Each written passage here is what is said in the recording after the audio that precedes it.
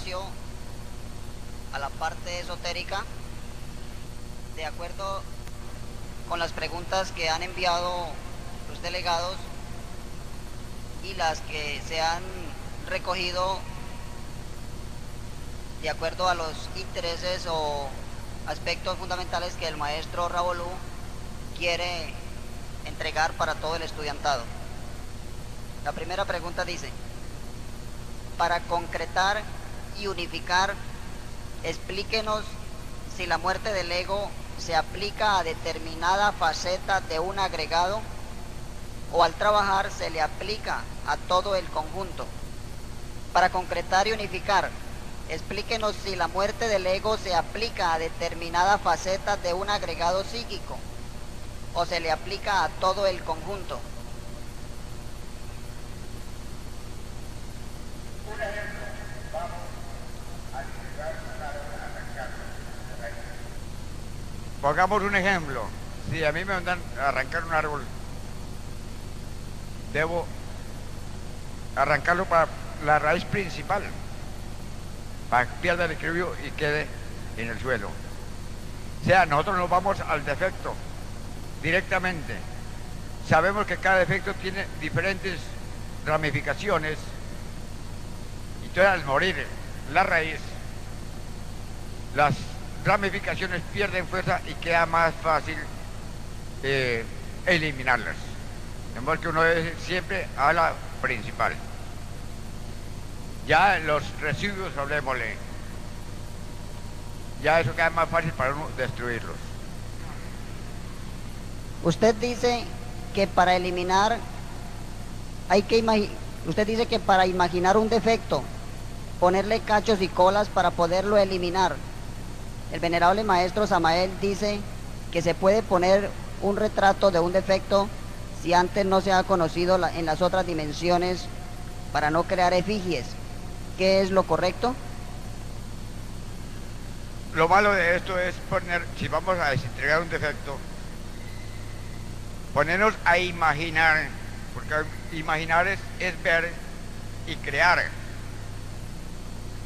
Cuando uno va a eliminar un defecto, no debe trabajar la mente, no debe trabajar nada, sino lo que sale espontáneo hacia afuera.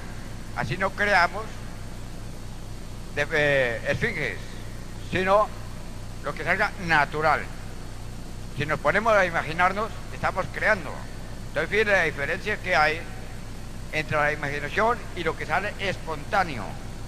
Hay una diferencia. Cuando el discípulo no ha despertado el fuego sagrado y en consecuencia no tiene la espada, ¿se le asigna algún arma para su defensa? Todos ustedes, el que no ha despertado el fuego sagrado, se le presta, hablemosle, un látigo, que eso lo lleva uno acá en la cintura, que ese látigo está cargado de todos los poderes de la naturaleza, que se sirve como arma para defenderse en caso de ataques. Eso es prestado mientras se gana despierta el fuego sagrado, se gana la primera espada. Ese es prestado nada más. Un látigo así más o menos del grueso del dedo, lo carga uno en la cintura como un cinturón. Eso está cargado de grandes poderes. Digamos que esa es la primera arma que es prestada. Lo demás sí ya tiene que entrar uno a ganárselo por méritos, trabajo, sacrificio y regeneramiento. Cuando el iniciado o el discípulo gana la primera vértebra, o sea que el fuego sagrado llega a la primera vértebra, se gana una espadita más o menos de este largo, pequeñísima, cachita blanca, que uno cree que esa espada pues es como un juguete. Que a mí me sucedió eso, la recibí uno está de mala gana porque uno no sabe qué poderes pueda tener. Esa espadita ya es la primera arma que uno se ha ganado, pero ya por méritos, por sacrificio. A medida que va ascendiendo el fuego, vértebra por vértebra, esa espada va creciendo, va cargándose de más poderes hasta que llega a la flamígera, que es cuando ya sube el fuego sagrado por la médula espinal del cuerpo físico. ¿Cómo se entiende cuando se nos dice que Dios mismo tiene que morir? Estas son las preguntas que me gustan porque son importantes. Nosotros tenemos el íntimo, el Dios dentro de nosotros. Y hay muchísimos dioses. Porque lo peor de las religiones es hacer creer que hay un solo Dios. No, hay millonadas de dioses. Cuando un iniciado llega a la parte ya electrónica, o sea, las almas budimanas, se va convirtiendo en un Dios, porque ya es capaz de crear por medio del verbo. Entonces, por eso dice, Dios mismo tiene que morir. En la primera montaña encarnamos almas budimanas. Ya este es un Dios en potencia. Vamos a la segunda montaña. Ya cuando hace uno el recorrido de la segunda montaña, que es demasiado duro y pesado, porque es estricto, si no hay 3 factores ahí, nadie camina por el camino directo, que son los que llegan a esos grados esotéricos, altos grados esotéricos, el camino directo. No estoy hablando de la espiral porque para nada sirve. Estoy hablando del directo. Entonces, cuando uno va, por eso se dice esotéricamente, hay que pulir el latón, brillar el latón para que la luz pueda brillar. Sea el latón negro, es el ego. El ego es el que no deja que la luz brille y llegue a la sabiduría a uno, porque el ego interrumpe a todo momento las manifestaciones de lo superior. Entonces, ahí vamos, recibimos las 4 iniciaciones del Ministerio Mayor, se convierte en un hombre auténtico. Ya llega, encarna almas budimanas, hizo ese recorrido de la primera montaña, viene la segunda, que es el pulimiento de la primera montaña. O sea, la primera montaña nos da una parte de fuerza y de facultad para entrarnos a la segunda montaña, que es lo bravo del camino. Porque la verdad que si en la segunda montaña no está trabajando uno con 3 factores definitivamente, puede volverse un Hanamusen y puede rodar. O sea, es exigente los 3 factores, principalmente la muerte, puesto que si no hay muerte, no hay nacimiento, no hay virtudes, no hay nada. Eso ahí está a todo momento, la ley encima de uno. Uno no puede detenerse a descansar o a mirar para atrás siquiera, porque la ley está encima diciéndole circule, circule. O sea, uno no tiene descanso. O sea, es día y noche el trabajo de uno, porque una parte hace uno aquí, otra parte tiene que hacerla en el momento en que el cuerpo físico duerme, desempeñarse uno allá como tal. O sea, obedeciendo órdenes siempre de los superiores, porque la obediencia es lo principal del discípulo. Porque cuando uno va a rodar, siempre le señalan a uno el peligro en lo interno. Si es obediente, pues corrige uno aquí físicamente. Si es desobediente, se tira al abismo de una vez. Pero primero le hacen ver a uno el error para que uno se corrija aquí. El obediente nunca cae, porque siempre obedece a los consejos de los superiores, a la orientación, y se alinea otra vez, busca la línea. El desobediente rueda. O sea, tengan en cuenta que la obediencia es lo principal en uno. A uno le mandan a hacer cosas en lo interno que no las hacen ni 1000 personas. Ni 1000 personas, ni un ejército completo lo puede hacer. Y uno sabe por intuición que uno no puede. Pero obedece, pone su interés y obedece el mandato como prueba de la obediencia de uno. Cuando uno hace el esfuerzo, entonces le manda la ayuda necesaria para que le pueda hacer lo que le han mandado a uno. Pero siempre lo prueban a uno, la obediencia es la que es más probada ya. Así vamos nosotros ascendiendo, formando los cuerpos de oro. Ya en la segunda montaña, ahora me dirán ustedes, tenemos 7 cuerpos, y más 7, serían 14.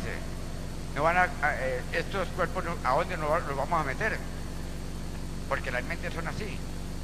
No, ahí se realiza el misterio de la muerte, la información. O sea, los cuerpos solares pueden servir como formaleta para los cuerpos existenciales del ser, o sea, los cuerpos de oro. Sí, por eso se dice, Dios mismo tiene que morir, porque nosotros, si queremos llegar al absoluto, incorporarnos ante la felicidad absoluta, tenemos que pasar por la última muerte, que son 3 fuerzas. Ahí tenemos encarnados Padre, Hijo y Espíritu Santo. Somos dioses, pero tiene que pasar por una muerte para que haya una transformación de las leyes y no quede sino la gran ley penetrando y compenetrando dentro de nosotros, porque a nosotros no entra como dualidad, sino como unidad. Entonces fíjense que ahí Dios mismo tiene que morir, o sea, para que haya una transformación y entre el rayo de la creación directamente dentro de uno. Creo que eso está explicado ya y entendido. ¿En qué altura de la iniciación se dan las pruebas de Irene? ¿Esta prueba se aplica solo a los estudiantes varones?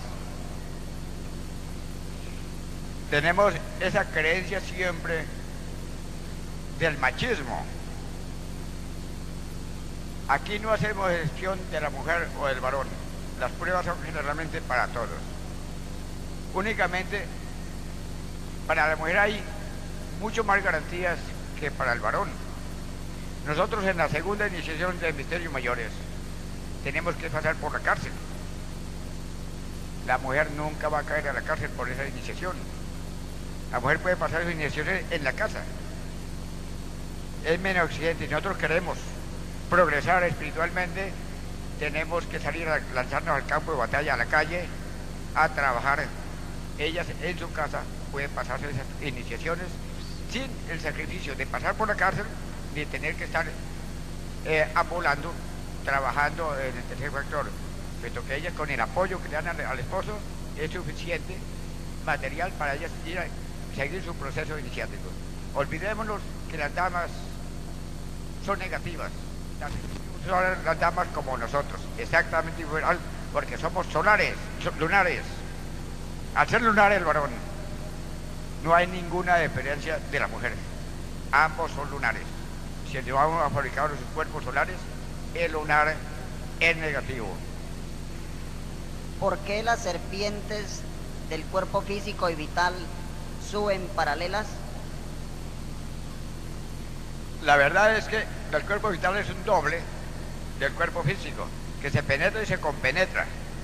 No podría haber separación, puesto que si el cuerpo físico está enfermo, está decrépito, es porque el cuerpo vital ha perdido también su vitalidad. O sea, si el cuerpo físico está en muy buenas condiciones de salud, el cuerpo vital también está fuerte. Entonces no hay esa diferencia, sino que lo que le pasa al uno le pasa al otro. O sea, se penetran y compenetran dentro de sí mismo. ¿Se crea el cuerpo astral al mismo tiempo que se recibe la tercera iniciación o son procesos distintos? No podemos separar este caso en ninguno de los cuerpos, puesto que el momento que culminó la serpiente ígnea del cuerpo astral, que queda ya fabricado el cuerpo astral. De lo contrario, no se podría sin... ¿Qué significa el encuentro con Juan? Perdón, ¿qué significa que el encuentro con Juan viene siempre en la segunda iniciación? Porque tiene que haber muerte, decapitación de los ciertos elementos psíquicos que perjudican seguir el camino. Si hay defectos que lo estancan en una iniciación a uno, y si no lo corrige, pues la verdad es que ahí hasta ahí llega. Eso es muerte, lo que se necesita ahí. Presentan a nivel esotérico Salomé y Herodes. El venerable maestro Samael lo cita en el misterio del áureo florecer. Prácticamente ahí viene la fornicación y el ego. Son lo que representa estos nombres. Las serpientes de los cuerpos búdico y ádmico, el venerable maestro Samael las tenía levantadas y en la obra gnóstica se las menciona muy poco. Que las serpientes de los cuerpos búdico y ádmico, el venerable maestro Samael las tenía levantadas y en la obra gnóstica se las menciona muy poco. ¿Están levantadas en todos los seres humanos? Si no es así, ¿se levantan después de elegir el camino? No hay que confundir un bodhisattva que viene a cumplir una misión a una persona común y corriente. Él vino expresamente a cumplir una misión y la cumplió y la está cumpliendo porque él en la actualidad, por medio de nosotros, está en acción. Él venía, era un iniciado que a través del tiempo y los siglos hemos venido luchando porque él tiró la piedra al agua. Entonces no había perdido aquellas, ¿qué dice ahí? Él lo había perdido. Todo el bodhisattva que viene con una misión, pues le falta hacer el recorrido, que es mucho más rápido, porque es un elemento que ha tirado la piedra al agua y la parte divina no se pierde, la parte superior. Pierde uno ya cuando entran las leyes mecánicas a funcionar dentro de uno, pero la parte superior es intocable. De modo que es imposible que estas personas vamos o iniciados a compararlos con nosotros, porque ellos traen su misión, han sido seres que han tirado la piedra al agua y que de un momento a otro se pueden levantar.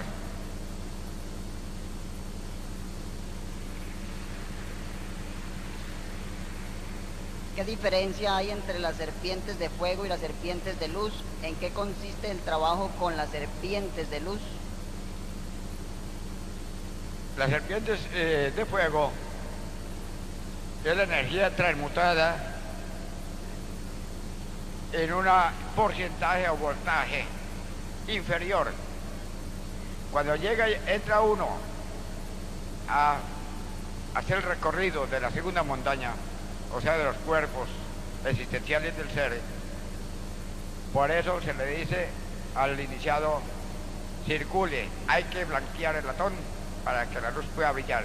O sea, es refinamiento de la energía. Hay otros términos que le dicen a uno: hay que templar más la espada. Quiere decir refinar más la energía en los voltajes superiores para que verdaderamente pueda convertirse en los cuerpos de oro.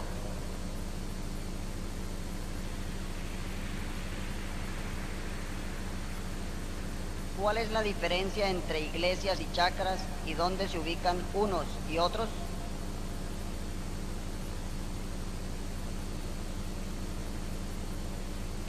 Los centros corresponden al frente, las iglesias a la columna dorsal. O sea, esa es la diferencia. Unos están adelante, los otros están atrás. Ellos tienen su conexión por medio de la médula espinal, tienen conexión por ciertos nervios, podríamos decir de tipo astral, para ir coordinando los chakras y la iglesia. Se prendió un chakra, se prendió la iglesia, eso va coordinadamente.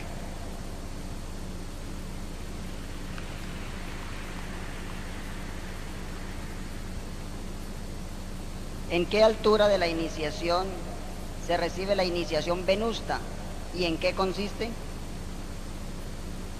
Como le decía, vuelvo a repetir, todo el refinamiento. En la primera montaña recibe uno la iniciación venusta en la sexta de mayores, pero esto es como dice uno, abuelo de pájaro, porque la iniciación venusta verdadera es en la culminación de la segunda montaña, o sea,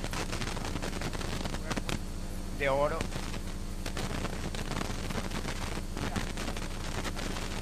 a medio sancochado, La segunda sí es demasiado exigente. Que es la verdadera iniciación venusta, es en la segunda montaña. La primera es más o menos un simulacro.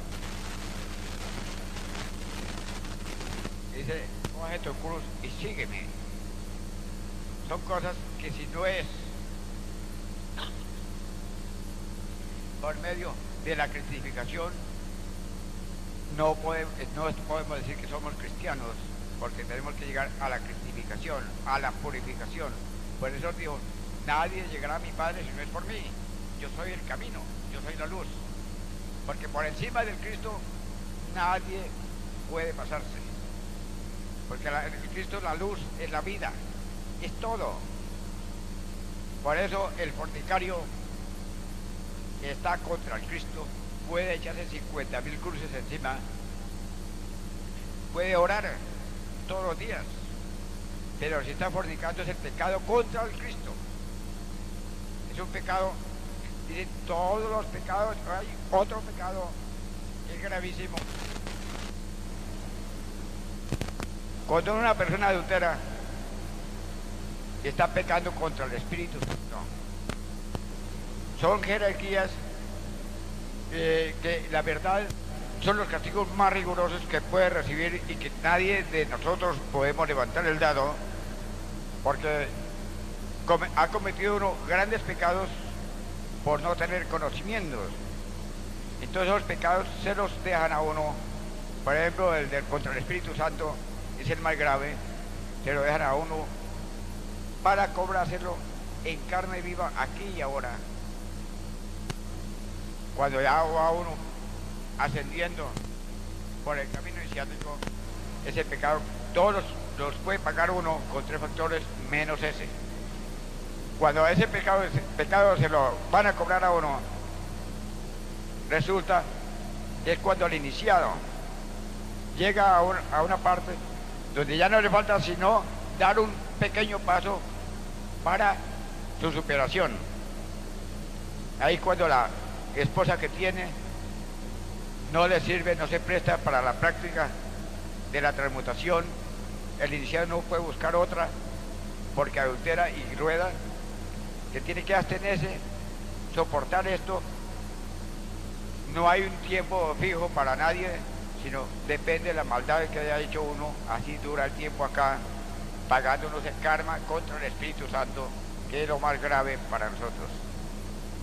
Eso no lo va a pagar uno en otra cosa, sino con su misma esposa. No acepta la transmutación, no se puede buscar otra, queda uno prácticamente en un estancamiento que no puede abrirse paso por otro lado, porque la verdad es que de una vez cae y rueda al abismo.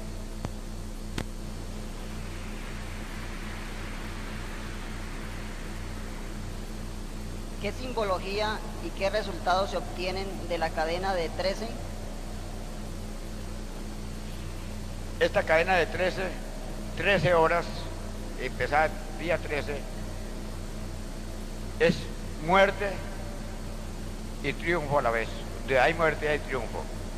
Esto se usa únicamente cuando hay un ataque terrible de la Logia Negra, pues se organizan estas cadenas el día 13 horas sin soltar la cadena.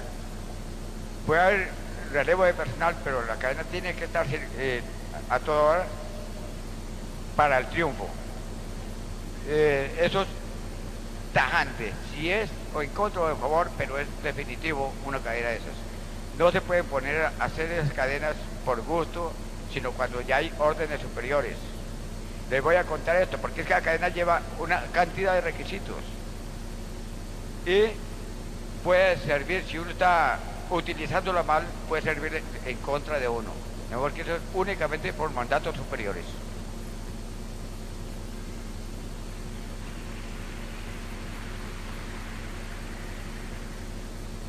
¿Por qué hay que pedir al Padre que ordene a nuestro intercesor elemental y no se hace directamente?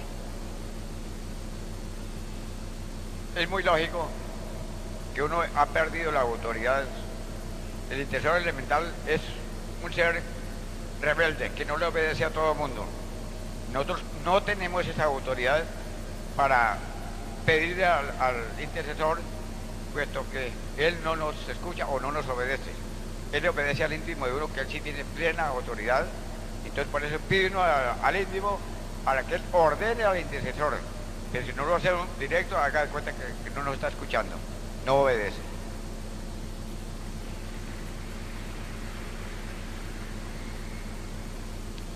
Maestro, en la cadena de fuerza que tenemos, cuando se dirige al tribunal se le pide justicia.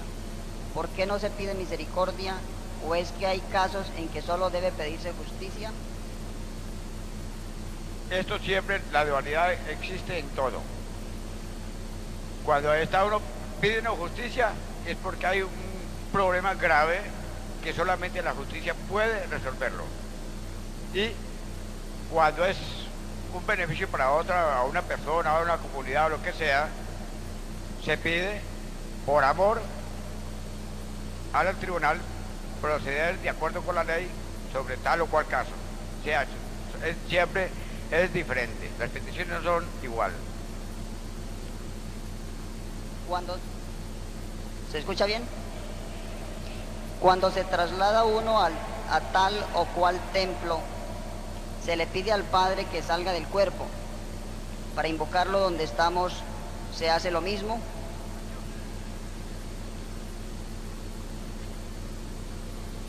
O sea, ya nos toca pedirle al Padre que se traslade al lugar de donde uno está dirigiendo o invocando. Son cosas diferentes. Unas se invocan, otras cuando tiene que trasladarse es ya completamente diferente. A uno se le pide al Padre para que salga y se traslade a tal o cual templo, haga su petición de lo que va a hacer. Otra cosa es cuando invoca una jerarquía al recinto donde está uno, no hay necesidad de pedirle al Padre que salga.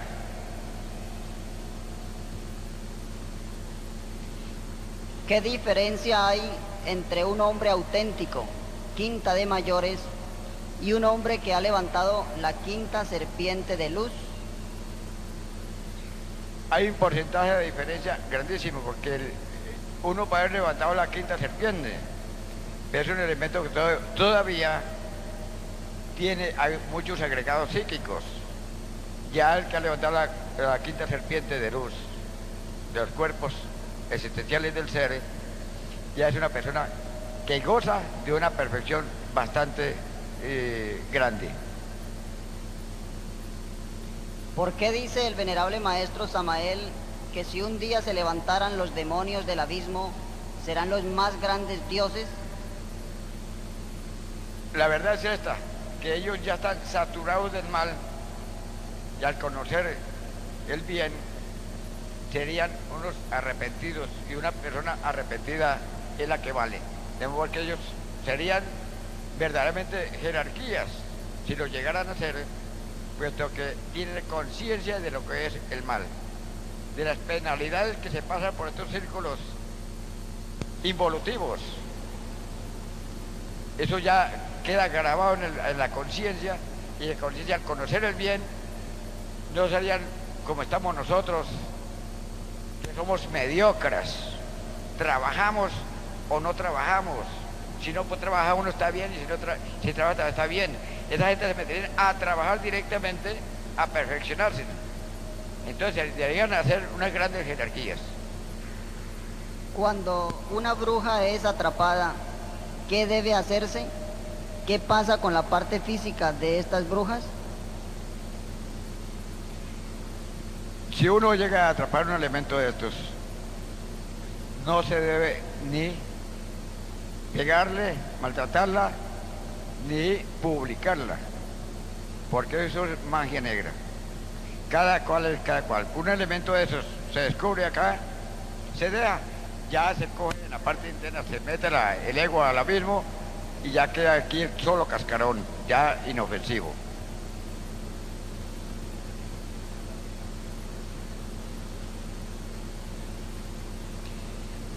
¿Cómo actúan las jerarquías cuando hacen una recogida y las llevan al abismo?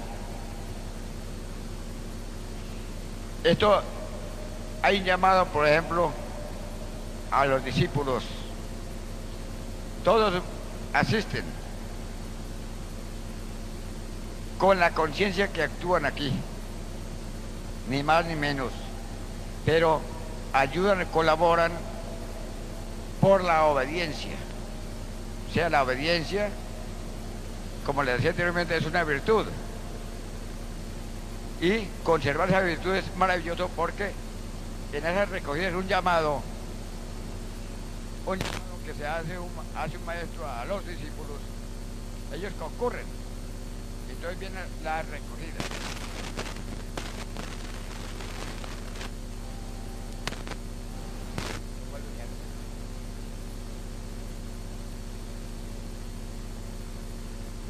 Sonido, sonido, sonido. ¿Se escucha bien? Allá, ¿se escucha?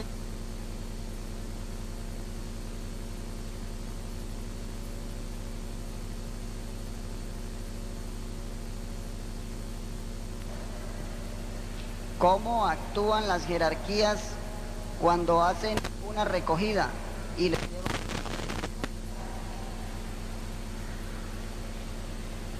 La verdad es, como les decía, uno llama al discipulado, todo el mundo concurre, hombres y mujeres, sin excepción, al llamado. Entonces las órdenes que se dan no es el que tenga cuernos y rabo, nada, solamente, no. Lo que se respeta en una recogida es aquella chispa del amor que brilla dentro de cada ser humano. Ustedes me dirán, bueno, y un demonio con cachos y rabo, ¿qué chispa del amor va a tener? Y yo les sostengo que sí hay amor. Y mientras exista esa chispa del amor dentro del ego, es intocable. O sea, esa es una orden superior que le han dado a uno y que uno respeta, y también le pasa a sus discípulos la misma orden, porque eso se respeta. De lo contrario, el que ve oscuro o en tiniebla va para el abismo. Entonces eso se va recogiendo, todo el mundo como recogiendo ganado, hablemosle, para echar al potrero, así, exactamente igual.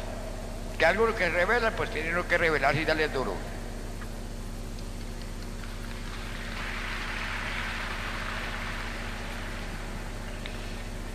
En los libros sagrados se citan guerras, en los libros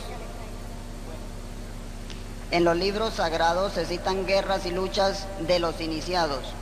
¿Estas luchas son a nivel interior o se dan a nivel físico?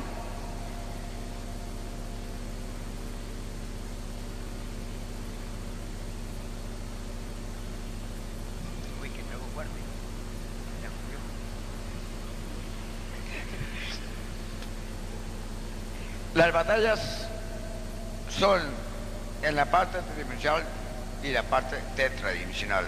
O sea, no vamos a decir que solamente todo es interno. Físicamente también las ha habido muchas jerarquías. Por ejemplo, el maestro Moria, Samael, me pongo a enumerar, son cantidades que todos han tenido que librar batallas físicamente. Demonio contra demonio. O sea, uno va a lanzarse contra una demoniera que le quieren quitarle el cuerpo físico. Miren ustedes, lamento yo mucho que aquí en el movimiento gnóstico se ha sembrado el fanatismo. Un fanatismo sin fundamento. Porque el fanático es un enfermo que no sirve ni para bueno ni para malo. En aquellas épocas era el ejército, su maestro con su ejército de soldados, y la contraparte lo mismo, de vida o muerte, espada en mano. Eso ha sucedido a través de la historia de la humanidad, porque la defensa es permitida en todas las dimensiones. Ante las grandes jerarquías, la defensa es permitida. Lo malo de uno es atacar adelante, pero si lo atacan, defiéndase, porque vale más. Uno está trabajando por la superación, en bien de la humanidad, el que ataca es un destructor, un demonio perverso que no le interesa a la humanidad. Entonces ahí está la diferencia. De todas maneras uno paga. Si desencarnó en defensa personal una persona, le cobran, la ley cobra, pero es peor dejarse asesinar por santurrón. Va a pagar triple veces más karma, porque ha perdido una oportunidad por santurrón. O sea que el santurrón ni aquí, ni arriba, ni en ninguna parte cabe. Una fuerza mediocre que no sirve para nada.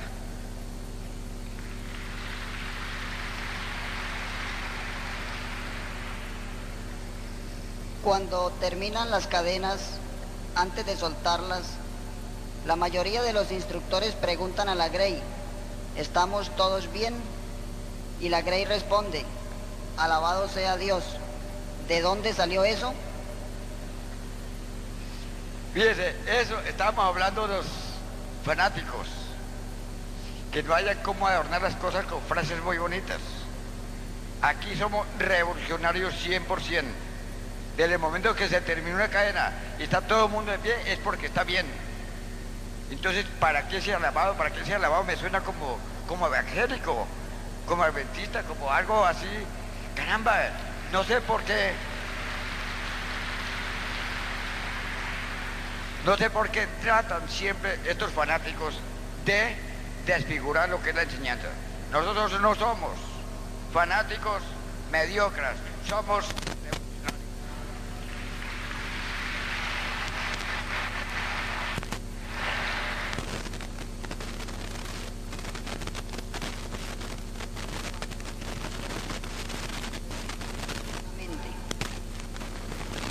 cuerpo físico. ¿Es correcto de hablar de relajar la mente? Bueno, me están hablando de una mente que yo no conozco, porque cada uno de nosotros tenemos miles y millones de mentes. ¿A cuál mente se referirán estos instructores? Porque la verdad que la mente no la vamos a relajar. ¿Cómo? Es imposible. Entonces, la mente sí tiene un descanso. Podríamos decirle un momento cuando se hacen ejercicios como los koan, la danza de los derviches, en fin, hay prácticas para medio suavizar la mente, pero relajar la mente, ¿cuál mente? Si tenemos que relajar los millones de mentes que tenemos dentro de nosotros, que forman el cuerpo mental, pero dentro de ese cuerpo hay cantidades de mentes. Cada demonio que tenemos dentro de nosotros es una mente diferente a las otras. Entonces no entiendo yo esa parte.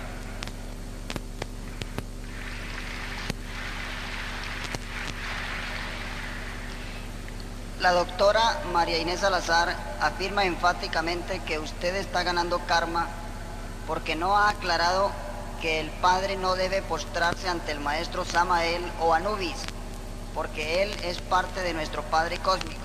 Él se humilla, pero los maestros no lo permiten y castigan a todo el que lo hace postrar. ¿Qué opinión le merece este concepto? Cuando uno se ha creído demasiado importante, que ya se las cree y se las sabe todas y se las puede, piensa así como esta doctora. Pero la verdad es que nosotros no somos el Padre, tenemos una partícula del Padre. Si nosotros tuviéramos el Padre encarnado, seríamos otros. Tenemos una partícula nada más, que es lógico que esa partícula tiene que inclinarse entre los superiores. Ahora hay una cadena de jerarquías, de lo inferior hasta lo superior. No, uno antes de llegar a lo superior tiene que inclinarse, saludar y inclinarse. Entonces esta doctora prácticamente de esoterismo no conoce, no ha caminado por el camino esotérico para que vea el orden jerárquico como es.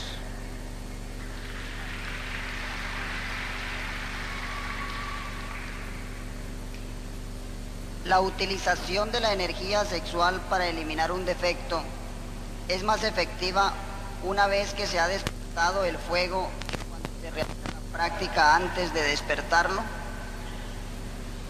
Es lógico que al haber despertado la energía, esa energía tiene mucho más voltaje, más poderosa, se elimina más fácil un defecto al haber despertado el fuego sagrado que al que no lo ha despertado.